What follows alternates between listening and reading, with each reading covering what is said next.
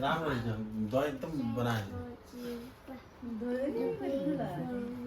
आकाश त दही लगाउँछ नि त यस्तो यस्तो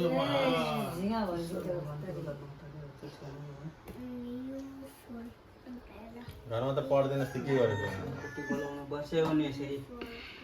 छोरा बुहारीहरूलाई लाउन पाइयो आफूलाई पनि आशीर्वाद दिँदै गर्छु उल्टो विपरीत अहिले कति टाढामा बस्छन् अब दैव सन्तोष आइपुगे राम्रो लाग्यो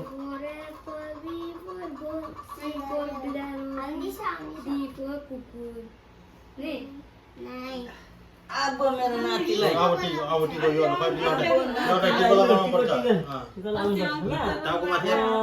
हाम्रो नाति धेरै पढ्नुपर्छ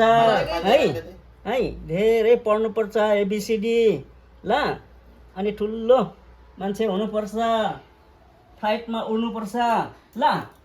है कि चलाउनु पर्छ कि